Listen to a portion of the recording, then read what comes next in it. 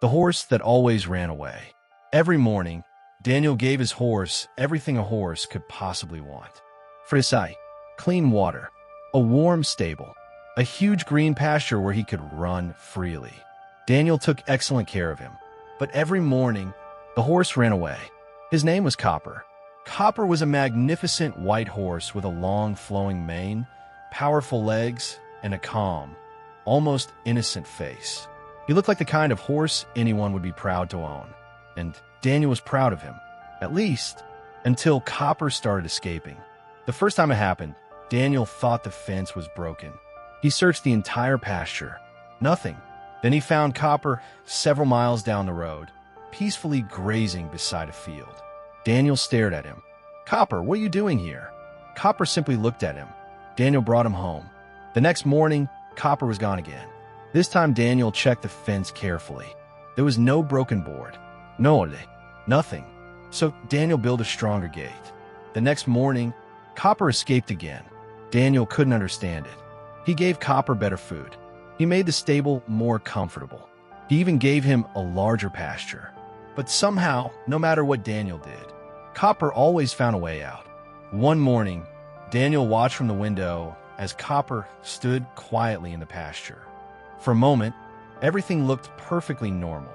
Then Copper walked toward the corner of the fence. He looked left. He looked right. And suddenly, he jumped over it and ran. Daniel rushed outside. Copper, the horse, didn't even look back. Daniel chased him down the road, but Copper was much faster.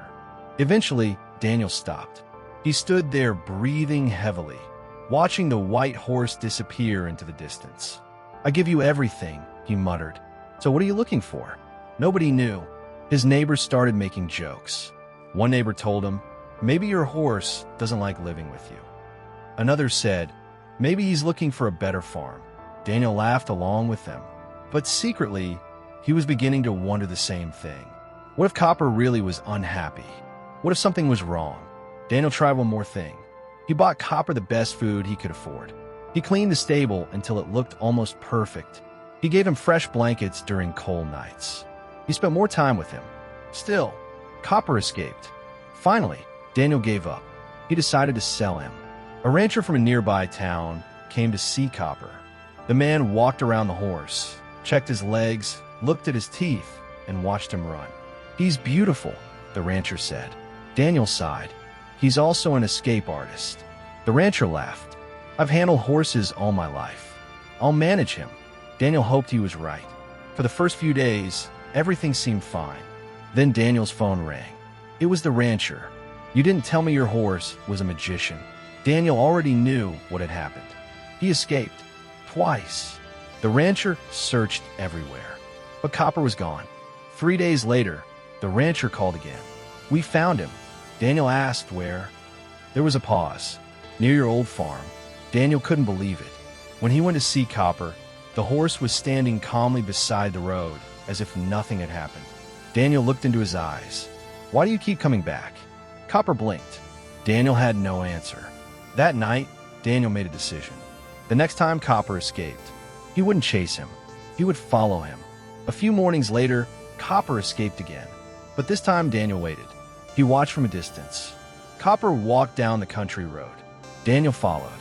The horse passed the fields, then a small bridge, then a gas station, then another quiet road. Daniel kept following. He had no idea where Copper was going. And the farther they went, the stranger it became. Copper wasn't running anymore.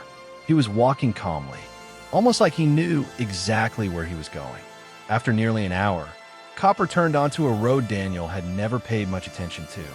At the end of it was a small roadside diner. Daniel stopped. He watched Copper walk straight toward the building. What? Copper didn't run inside. He didn't approach another horse. He didn't go toward another farm. He simply stopped outside the diner and waited. Daniel hid behind a tree. 5 minutes passed, then 10. Copper just stood there. Daniel became even more confused. Finally, the diner door opened. An elderly man walked outside, carrying a small metal bucket. The moment Copper saw him, his ears went forward. The old man smiled. "Well, look who's here." Daniel stepped out from behind the tree. "Excuse me," The old man looked at him. "Oh, are you Kappa's owner?" "Yes." The man laughed. "I've been wondering when you'd come looking for him." Daniel stared at him. "You know my horse?" "Of course I do." "Ow!" The old man looked at Copper. Then he looked at the bucket in his hand.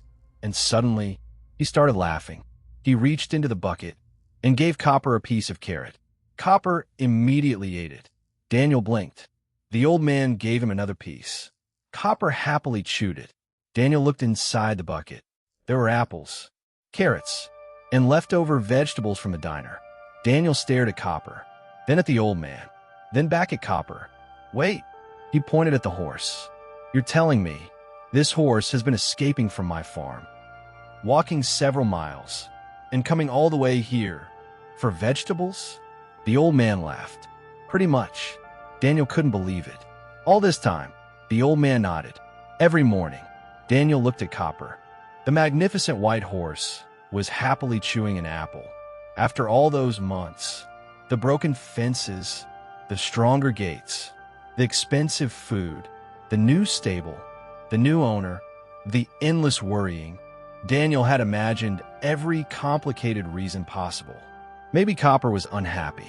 Maybe he hated the farm. Maybe he wanted another owner. Maybe there was something wrong with him. But the truth was, Copper simply knew where he could get free breakfast. Daniel started laughing. The diner owner laughed too. Even Copper seemed completely satisfied with himself. Daniel shook his head. "You've got to be kidding me." He had spent months trying to solve a mystery that turned out to be breakfast. On the way home, Daniel kept thinking about what had happened, and he realized something. He had done the same thing with many other problems in his life. Whenever something went wrong, he immediately searched for the biggest explanation. He worried. He imagined possibilities. He created problems in his mind that weren't even there.